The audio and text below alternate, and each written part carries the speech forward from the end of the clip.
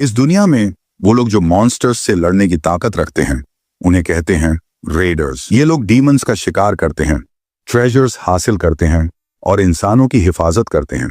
उनकी जॉब खतरनाक जरूर होती है, लेकिन लोग उन्हें हीरोज कहते हैं।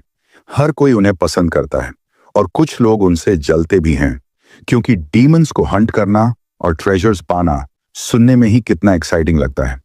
जो लोग ये जॉब नहीं पा पाते वो दूसरों से जलते हैं जो हीरोज बन चुके हैं। ये कहानी शुरू होती है एक पब्लिक रेस्टोरेंट में, जहां सब कुछ नॉर्मल लग रहा होता है। तभी अचानक कोई चिल्लाने लगता है। चिल्लाने वाला है इस कहानी का हीरो जाह्युन, और वो बुरी तरह से गुस्से में है, क्योंकि उसे पता चलता है कि उसे सिर्फ एक मीट शील्ड के तौर पर हायर किया जा रहा है। चश्मे वाला लड़का जाह्युन को फौरन शांत होने को कहता है, क्योंकि वही तो था जो जल्दी पैसे कमाने के लिए कोई भी जॉब करने को तैयार था, और फिलहाल बस यही जॉब अवेलेबल है। चाहे जाह्युन जितना भी नाक भौं सिकोड़ ले, उसके पास ज्यादा ऑप्शन नहीं है।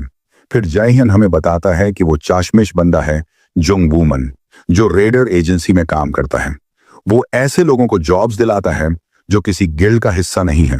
जब जुंग वूमन ने उसे कॉल किया था, जाह्युन को लगा कि कोई बढ़िया मौका हाथ लग गया है, लेकिन सच्चाई ये निकली कि उसे कैनन फॉडर बनना है।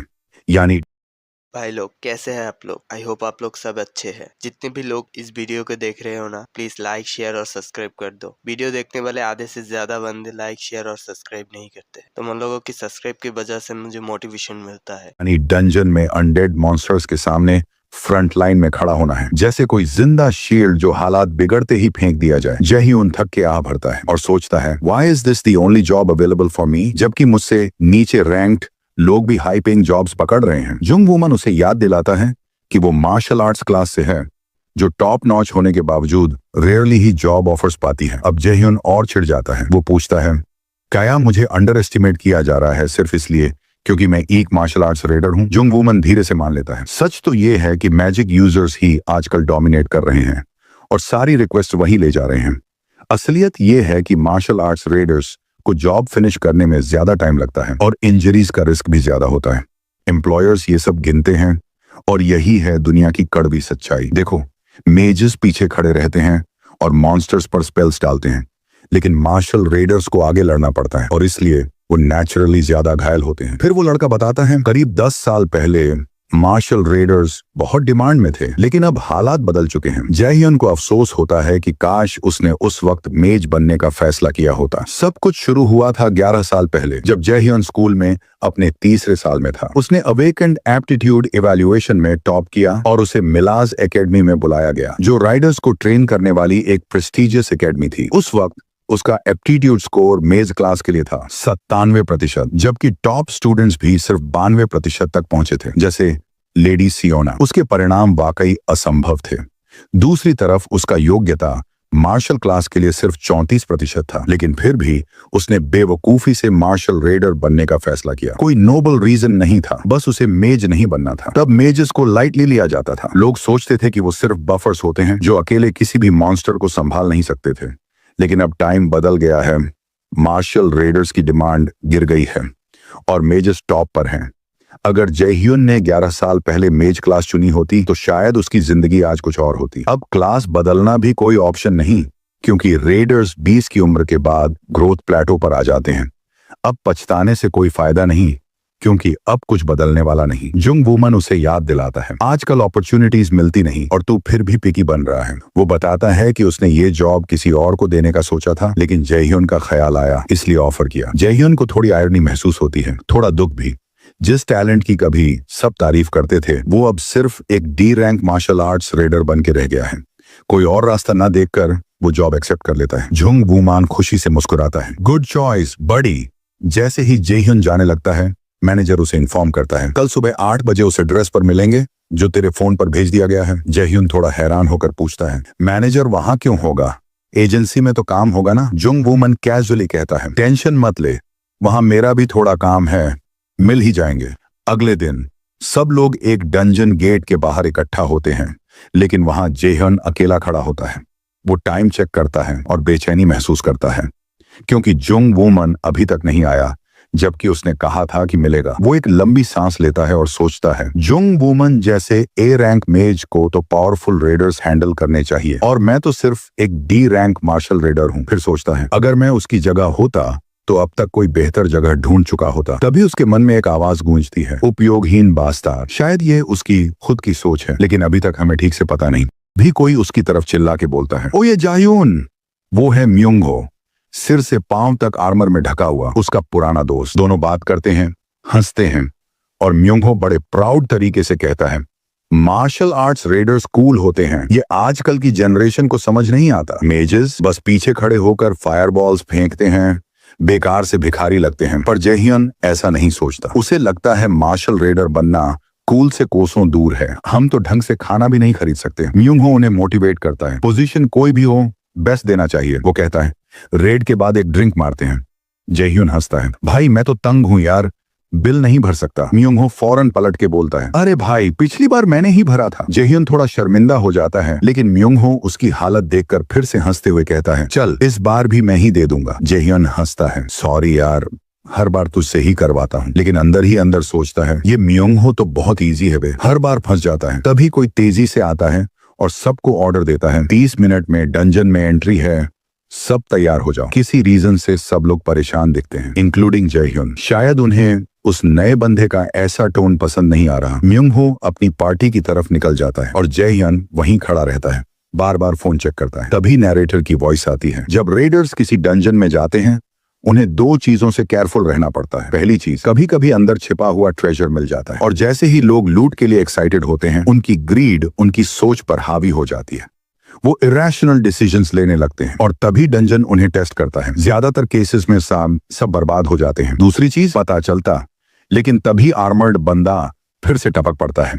वो जयहियन से कहता है, फोन पर घूरना बंद कर, चलो डंकन में चलना है। फिर मजाक उड़ाते हुए कहता है, क्या गर्लफ्रेंड की फोटो देख रहा है अंदर जाने से पहले? जयहियन कैजुअली बोलता है, कुछ खास नहीं, लेकिन सच ये है वो अपनी माँ की फोटो देख रहा था। माँ की तस्वीर को एक नजर देखकर वो डंजन में एंट्री लेता है। डंजन के अंदर मैक्स अपनी बैंड्स के साथ पीछे रहते हैं और मार्शल रेडर्स फ्रंट लाइन पर बढ़ते हैं। तभी कुछ माइंडलेस गूल्स अपने डरावने चेहरों के साथ सामने आते हैं और एक घमंडी विजर्ड चिल्लाना शुरू कर देता है, फॉर्मेशन बनाओ, अपनी जान की परवाह मत करो। यही वजह है कि हमारा हीरो इस नौकरी से नफरत करता है। उसे बिल्कुल पसंद नहीं है कि ये बेहुदा लोग उसे बताते हैं कि उसे क्या करना चाहिए, पर उसके पास और कोई चारा भी नहीं है, उसे ऑर्डर्स तो फॉलो करने ही पड़ते हैं।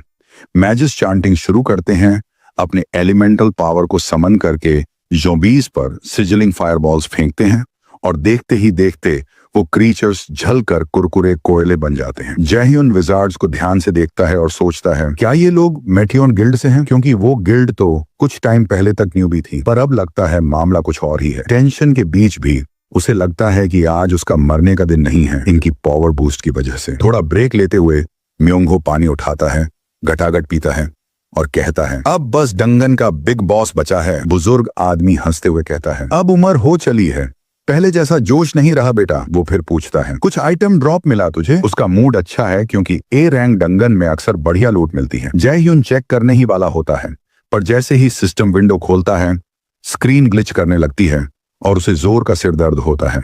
फिर एक नया मैसेज पॉप होता है, एसर सिस्टम डाउन हो गया है और यूजर से कनेक्शन टेम्पोररीली डिस्कनेक्ट किया जाएगा। एक और मैसेज आता है, अननोन कारणों की वजह से ईसर सिस्टम रिब्यूट नहीं हो पाया। जयहियन ऐसे सिचुएशन में कभी नहीं फंसा था, उसे कुछ समझ ही नहीं आता कि हो क्या रहा है। अचानक एक आवाज उसके दिमाग में गूंजती है, फॉलो द लाइट।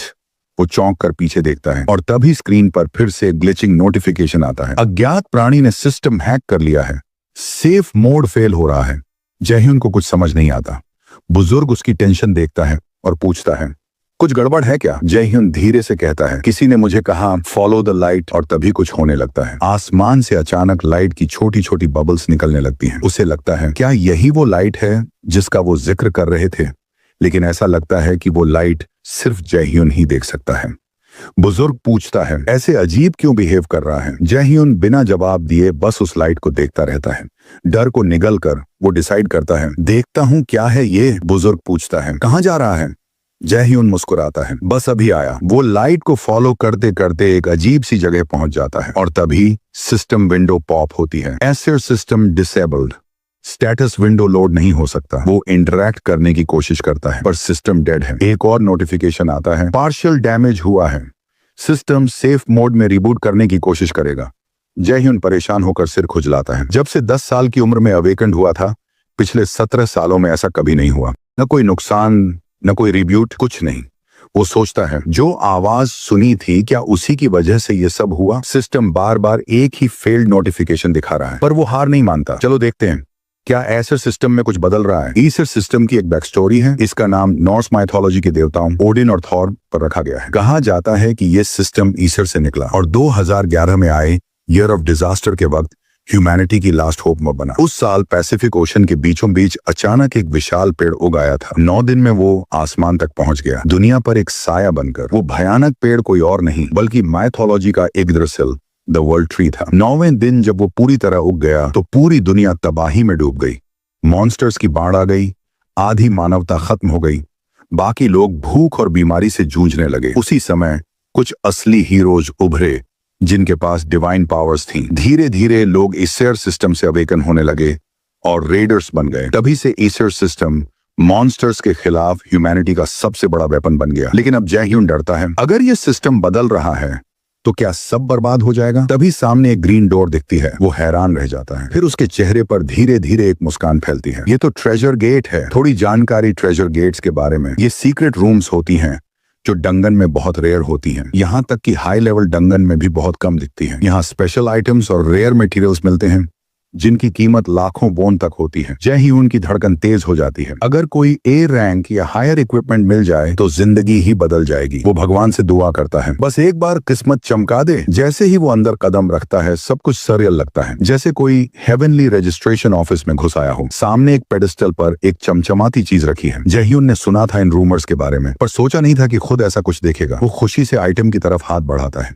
जैसे ही छूता है, एक के बाद एक नोटिफिकेशन उसे घेर लेते हैं। Damaged system feature successfully restored, new item discovered, would you like to view details? Jaehyun का चेहरा खुशी से चमक उठता है। क्या मेरी दुआ सच में सुन ली भगवान ने? सिस्टम पैनल रिवील करता है, Odin's lost eye, a mythical ranked artifact. ये वही आंख है जिसे ओडिन ने विजडम के लिए मिमिर्स वेल में सैक्रिफाइस किया था। इसका इस्तेमाल करने पर वो रून लिखना और रिवर्स मैजिक सीख सकता है, जिससे मैजिक को डिसमेंट या डिस्ट्रॉय किया जा सकता है। ये item one of a kind है और एक बार इक्विप करने के बाद हमेशा के लिए उसी के पास रहेगा। आंख इतनी चमक रही है कि जयह्यून उसे सीधे देख भी नहीं पा रहा। सिस्टम पैनल में इसकी एक्टिव स्किल है अभ्युत्थान गणना, एक एक्स रैंक्ड स्किल जो मैजिक को विश्लेषण और नाश करता है। इसकी मना लागत मैजिक के रैंक पर निर्भर करती है। रून मैजिक की मास्टरी मिलने के बाद उसे बिना स्पेल बोले फुल पावर मैजिक यूज करने को मिलेगा। और एक और एडवांटेज, ब्लैंक कार्ड से ओपोनेंट की स्किल्स को कॉपी कर सकता है। ये आई असल में एक पावर हाउस है, लेकिन जयह्यून डिसाइड करता है बेच दूंगा क्योंकि इससे सैकड़ों मिलियन वोन मिल सकते हैं। वो रिलैक्स करता है, अब किसी के तले काम नहीं करना पड़ेगा, न ही मीट शील्ड बनना पड़ेगा। पर फिर सोचता है चलो एक बार ट्राई तो करता हूं। लेकिन सिस्टम तुरंत वार्निंग देता है, once equipped item cannot be unequipped. वो जानता है अब मैं 20 की उम्र क्रॉस कर चुका हूँ, ये गियर मेरे लिए नहीं है। तो वो डिसाइड करता है नहीं, यूज नहीं करूंगा। इसके बाद वो पार्टी में वापस जाने का फैसला करता है। थोड़ी देर बाद बुजुर्ग गिल्ड से कहता है वो लौट आएगा और तभी जयह्यून एंट्री करता है। वो तुरंत पार्टी लीडर से माफी मांगता है, सॉरी देर हो गई, दोबारा नहीं होगा। सब तैयार होते हैं आगे बढ़ने के लिए। बुजुर्ग प्यार से उसके सीने पर हाथ रखता है, चलो बेटा अब हिम्मत दिखाओ। जयह्यून मुस्कुराकर कहता है मैं बिल्कुल रेडी हूँ और आज रात की ड्रिंक्स मेरी तरफ से। बुजुर्ग हैरानी से सर खुजलाता है, अचानक इसे क्या हो गया? जयह्यून रिलैक्स है क्योंकि कोई उसे शक की नजर से नहीं देख रहा। डंगन में जहाँ कोई कानून नहीं चलता, अगर किसी को पता चले कि उसने आइटम पाया है तो वो उसकी जान ले सकते हैं। यहाँ तक कि उसके दोस्त भी आइटम छीनने से पीछे नहीं हटेंगे। इसलिए वो पूरी कोशिश करता है कि किसी को शक न हो। तभी सीलिंग में क्रैक्स आ जाते हैं। पार्टी लीडर कुछ बोले उससे पहले सीलिंग क्रैश हो जाती है। जयह्यून तुरंत दूसरी दिशा में कूदता है, पर शायद नीचे गिरते वक्त अपना पिछवाड़ा भी छील बैठता है। एक मोटी पर्पल मिस्ट पूरे एरिया को घेर लेती है। पार्टी मेंबर्स खांसने लगते हैं, उनके मुंह से खून बह रहा है। जयह्यून तुरंत रिएक्ट करता है, अपना मुंह ढकते हुए भागने का फैसला लेता है ताकि वो जहरीली गैस अंदर न ले ले। वो अपने दोस्त को चिल्लाकर कहता है भाग, ये धुआं जानलेवा है। लेकिन जैसे ही वो आगे बढ़ता है, सामने का मंजर उसे जड़ कर देता है। उसका दोस्त अचानक एक तलवार से छलनी हो जाता है, किसी अनदेखे दुश्मन द्वारा। मरते वक्त उसका दोस्त जयह्यून से कहता है भाग जा जल्दी। ये डरावना सीन जयह्यून को पल भर के लिए सुन्न कर देता है। लेकिन फिर वो खुद को संभालता है और जान बचाने के लिए दौड़ पड़ता है। भागते हुए उसका दिमाग बार बार उस एक्सप्लोजन और अचानक आई गैस के बारे में सोचता है। तभी उसे समझ आता है ये सब एक वेल प्लान्ड मर्डर अटेम्प्ट था। जब वो किसी तरह उस खतरे से बाहर निकलता है तो एक कोने में रुककर सांसें लेता है, पसीने से तर चेहरा और मन में सिर्फ एक सवाल, क्यों? ये सब मेरे साथ क्यों हो रहा है? अचानक उसे किसी के होने का एहसास होता है। जैसे ही वो पलटता है, एक फायरी एरो उसकी तरफ नहीं बल्कि उसके सामने की जमीन पर गिरता है और एक जोरदार ब्लास्ट होता है। हुडी पहने वो शख्स उसे जाना पहचाना लगता है। जय-ह्यून तुरंत पहचान लेता है, जंग वुमन। यूंग अपनी उंगली पर एनर्जी जमा करता है और जय-ह्यून को याद दिलाता है, तूने आज मिलने का वादा किया था, तो लो मैं आ गया। जय-ह्यून तुरंत पूछता है, ये सब तुमने किया? वो जहरीली गैस, मीटियोर गिल्ड पर अटैक, सब तुम्हारा काम था? यूंग बिना शर्म के स्मर्क करता है और साफ साफ कबूल करता है, हाँ सब मेरा ही किया हुआ है। जय-ह्यून शॉक्ड रह जाता है, लेकिन वो खुद को शांत करता है। इंपल्सिव होने से पहले सिचुएशन समझना चाहता है। वो पूछता है, क्यों किया तुमने ये सब? यूंग कंधे उचकाते हुए जवाब देता है, क्लाइंट्स ने कहा था तो कर दिया। फिर यूंग खुलासा करता है, कई लोग मीटियोर गिल्ड से नफरत करते हैं, वो हमेशा खुद को सबसे ऊपर समझते हैं। जय-ह्यून अपने दांत भींचते हुए हमें बताता है डंजन असासिनेशन कॉन्ट्रैक्ट्स के बारे में। इन कॉन्ट्रैक्ट्स में किलर्स डंजन की बंद जगहों का फायदा उठाते हैं अपने टारगेट्स को मारने के लिए, और मीटियोर गिल्ड भी इन्हीं शेडी डील्स में शामिल था, इसलिए उन्हें मारा गया। उसे अपने कंधे की चोट का दर्द महसूस होता है जो एरो से छू गया था। जय-ह्यून जानता है वो उनका मेन टारगेट नहीं है, लेकिन वो डरता है कि शायद अब उसे भी मारना चाहते हैं ताकि कोई गवाह न बचे। लेकिन एक सच्चे प्रोटैगनिस्ट की तरह जय-ह्यून के दिल में अपने साथियों की मौत का बदला लेने की आग जल रही है, खासकर म्यूनघो का। लेकिन अभी रेकलेस बनने का वक्त नहीं है। वो जंग वुमन से कहता है, डोंट वरी, मैं मीटियोर गिल्ड वाली बात किसी को नहीं बताऊंगा। लेकिन सुनने के बजाय चश्मे वाला वो लड़का फायरी चेन्स का हमला करता है। जय-ह्यून फुर्ती से साइड स्टेप करता है, लेकिन ब्लास्ट फिर भी उसके चेहरे को छू लेती है। उसे अब यकीन हो जाता है अगर एक सेकंड भी लेट होता तो उसकी मौत पक्की थी। यूंग पागलों की तरह फायरी चेन्स फेंकता जाता है। जय-ह्यून नॉन स्टॉप भाग रहा है, कंफ्यूज्ड है कि वो क्यों टारगेट बन रहा है। आखिर वो तो सिर्फ एक डी रैंक का रेडर है। हर पल उसका चेहरा और ज्यादा जख्मी होता जा रहा है और हमला करने वाला किसी हाल में रुकने का नाम नहीं ले रहा। तभी जय-ह्यून के मन की उस आवाज की गूंज सुनाई देती है, तू बेकार है, तेरा होना ही एक गलती है। वो इंसान जो हर बार उसकी आवाज में इंसल्ट करता है, यकीनन वही उसका बाप है। ये सोचते ही जय-ह्यून बोल्ड होकर पूछता है, क्या ये असैसिनेशन अटेम्प्ट मेरे बाप ने करवाया है? चश्मे वाला लड़का थोड़ी देर के लिए चुप हो जाता है, फिर धीरे धीरे हंसते हुए जोर जोर से पागलों की तरह हंसता है और हाँ कहता है। जय-ह्यून सन्न रह जाता है। उसकी आंखों में अपनी माँ की यादें तैरने लगती हैं। वो दिन जब उसने अपनी माँ की लाश को पकड़कर रोया था। वो जंग वुमन से पूछता है, क्या मेरे बाप ने ही मेरी माँ को मारा था 5 साल पहले ठंडी सर्दियों की एक रात में? यूंग दुखी एक्सप्रेशन के साथ हाँ कहता है, हाँ, और मुझे समझ नहीं आता कि कोई बाप ऐसा क्यों करेगा, अपनी बीवी और बेटे को मारने की साजिश। फिर वो एक और एरो जय-ह्यून की तरफ फेंकता है और टीज करता है, काफी स्क्रूड अप स्टोरी है ना? इस बार यूंग कई फायरी एरोस कॉन्जर करता है। वो क्लियरली जय-ह्यून को खत्म करने का इरादा रखता है, लेकिन जय-ह्यून चुप रहता है। फिर अचानक एक्टिवेट करता है ओडिन साई। यूंग के चेहरे से मुस्कान गायब हो जाती है। वो शॉक में आ जाता है। जय-ह्यून के अंदर मैजिक अवेकन हो चुका है और वो अनस्टॉपेबल है। सिस्टम कंफर्म करता है, आई एक्टिवेटेड। जय-ह्यून के चेहरे पर एक सैसी स्मर्क आता है। सिस्टम विंडो फिर पॉपअप होता है, ब्लैंक कार्ड अवेलेबल। यूंग अब घबरा चुका है, समझ नहीं पा रहा कि उसके ईयर्स ओल्ड मास्टर्ड स्किल को जय-ह्यून जैसे लो रैंक बंदे ने कैसे कॉपी कर लिया। जय-ह्यून ब्लिट्ज चेन स्किल कॉपी करता है और साफ बोलता है, अब तुझे दर्दनाक मौत मिलेगी। जय-ह्यून फायरी एरोस कॉन्जर करता है और सामने वाला डरते डरते कहता है, मुझे हराना इतना आसान नहीं है। दोनों एक दूसरे पर एरोस की बारिश करते हैं और ऐसा लगता है कि जय-ह्यून अपर हैंड ले रहा है। जय-ह्यून रिलेंटलेस हमले करता है जिससे वो ओवर कॉन्फिडेंट बंदा पीछे हटने पर मजबूर हो जाता है। यूंग ब्लिट्ज चेन का एक मैसिव अटैक करता है, लेकिन जय-ह्यून एब्सोल्यूट कैलकुलेशन एक्टिवेट करता है जिससे वो पूरे हमले को डिसइंटीग्रेट कर देता है और एक एरो वापस यूंग की तरफ भेजता है। यूंग एक बैरियर कॉन्जर करता है, लेकिन जय-ह्यून फिर से एब्सोल्यूट कैलकुलेशन इस्तेमाल करता है और बैरियर को भी तोड़ देता है। एरो सीधा उसके सीने में लगता है। यूंग बच नहीं पाता। जब डस्ट सेटल होता है, जय ह्यून चलता है उस गिर चुके दुश्मन की तरफ, जो अब ड्रामेटिक सोप ओपरा की तरह दया की भीख मांग रहा है। आंखों में आंसू, लेकिन जय ह्यून को कोई सिंपैथी नहीं। वो एक फाइनल फायरी एरो से उसे खत्म कर देता है। फाइट के बाद जय ह्यून बिल्कुल थक चुका है, जमीन पर गिर जाता है, सोचता है इतनी मेहनत से मिथिक आइटम मिला और अब मौत सामने खड़ी है। डेथ हमेशा रेडर्स की लाइफ में रही है, लेकिन आज वो इसे फेस कर रहा है। उसे ठंड महसूस होती है। तभी सिस्टम विंडो पॉपअप होती है। न्यू डाउनलोड उपलब्ध है। ऑप्शन आता है, बस्ट में जंप करना है। जय ह्यून सोचता है, वैसे भी मरने वाला हूं तो व्हाई नॉट। वो कहता है, हाँ आइए इसे करें। सिस्टम नॉर्नियर एक्टिव। और मैं इस वीडियो के अगले पार्ट्स को हर रोज एक एक करके डालता रहूंगा। तो जो भी अगले पार्ट्स को देखना चाहते हो, प्लीज लाइक शेयर और सब्सक्राइब कर दो।